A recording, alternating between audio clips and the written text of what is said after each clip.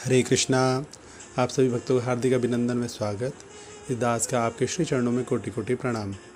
श्री नारद भक्ति सूत्र श्रृंखला के अंतर्गत श्री भक्ति की परिभाषा अध्याय 2 में आज हम सूत्र संख्या 31 और 32 का श्रवण करेंगे। और ये एक साथ ही हमेशा कहे जाते हैं, इसलिए एक साथ ही इसका श्रवण करेंगे। तो 31वां जो सूत्र है वह है राजगृह भोजन आदिशु तथैव दृष्टत्वात्। और 32वां सूत्र है न तेन राजप्रीतोषाच्युत शांति वह। अनुवाद: यह राजगृह और भोजन आदि के उदाहरणों से उजागर है। राजा केवल राजमहल देखने मात्र से ही संतुष्ट नहीं होता और ना ही कोई भोजन देखने मात्र से ही अपनी भूख मिटा सकता है।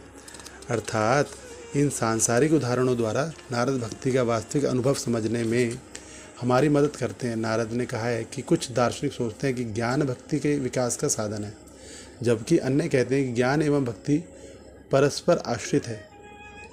किंतु नारद जी का निर्णय है कि भक्ति स्वयं अपना फल है। इसका अर्थ है कि भगवान एवं उनके भक्तों का परस्पर अंतरंग आदान प्रदान होने के नाते भक्ति किसी अन्य पद्धति पर आश्रित नहीं होती। केवल भगवान की शुद्ध भक्ति ही ऐसे आदान प्रदान में प्रवेश करके इसे समझ सकते हैं। नारद के उदाहरणों से ज्ञान यानी किताबी ज्ञान तथा विज्ञान अनुभव किया गया ज्ञान का भेद उजागर होता है।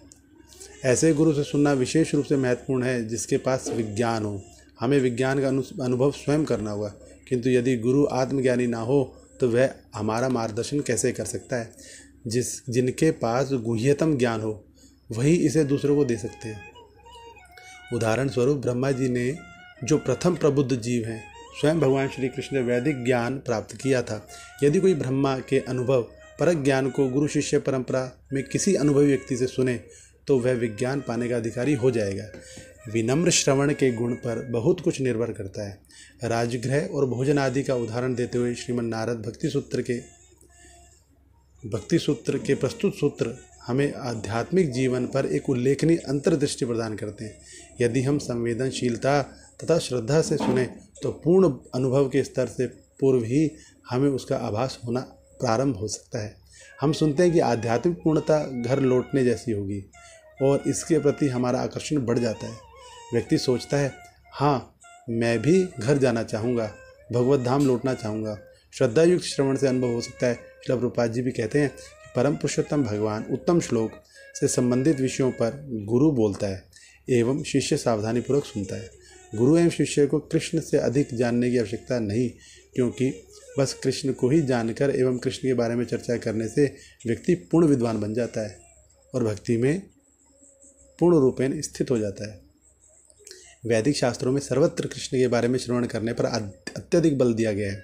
श्रील प्रभुपाद जी कहते हैं, जब भी भगवान का अपराध शून्य श्रवण एवं कीर्तन हो, यह जानना चाहिए कि दिव्य शब्द रूप में कृष्ण वहाँ उपस्थित हैं, जो व्यक्तिगत कृष्ण जितना ही शक्तिशाली है। जब तक इसका अनुभव स्वयं ना हो तब तक एक प्रमाणिक गुरु से श्रवण द्वारा उत्पन्न महाशुद्धि को समझा नहीं जा सकता। जय श्रील प्रभुपाद जी भी कहते हैं कि मानवीय बुद्धि ये समझ नहीं पाती कि भक्त भागवत एवं ग्रंथ भागवत की सेवा से कैसे भक्ति पद पर क्रमशः पदोन्नत हुआ जाता है। किंतु वास्तव में यह उन श्रीला नारद देव द्वारा वर्णित तथ्य है, जो अपने पूर्व जन्म में एक दासी पुत्र थे। प्रभावपूर्ण श्रवण के साथ साथ भगवान एवं भगवत भक्त के प्रति समर्पण भी होना चाहिए। ये आराम कुर्सी की ग्राम्य चर्चा नहीं है। व्यक्ति को परम तत्व में जिज्ञासा के प्रति गंभीर, विनम्रता से श्रवण में तत्पर तथा विद्वान गुरु की सेवा में भी तत्पर होना ही चाहिए। तभी वास्तविक ज्ञान उसके हृदय में उतरेगा। यहाँ राजा द्वारा महल को देखने तथा भूखे आदमी द्वारा भोजन को देखने की नारद द्वारा उद्धृत उपमाओं से यही निर्देश मिलता है कि भक्ति के पूर्ण आस्वादन हेतु भक्ति का संपूर्ण हृदय से अभ्यास आवश्यक है। अन्य पद्धतियाँ कर्म, ज्ञान एवं योग सुअभ्यासित होने पर भी कृष्ण भक्ति का स्वाद नहीं ला सकती, न दिला सकती हैं। वे बकरी के गले के स्तनों के समान हैं, जो भले दिखते हैं परंतु अथक प्रयास द्वारा भी उनसे दूध नहीं निकाला जा सकता। ना ही भक्ति के बाहरी ज्ञान से ही उसकी कोई वास्तविक समझ प्राप्त होती है। प्रभुपाद ऐसे विद्वान की तुलना उन मधुमक्खियों से पसंद करते थे जो मधु की बोतल को बाहर से चाटती हूँ। इतनी शक्ति का वह, परंतु परिणाम कुछ नहीं। भोजन का रूप अलंकार भी कृष्ण भावनामृत प्राप्ति को समझने में हमारी मदद हेतु एक उपमा है। भक्ति, भगवान का प्रत्यक्ष अनुभव तथा अन्य वस्तुओं से विरक्ति, ये तीनों उसके लिए एक साथ आती हैं।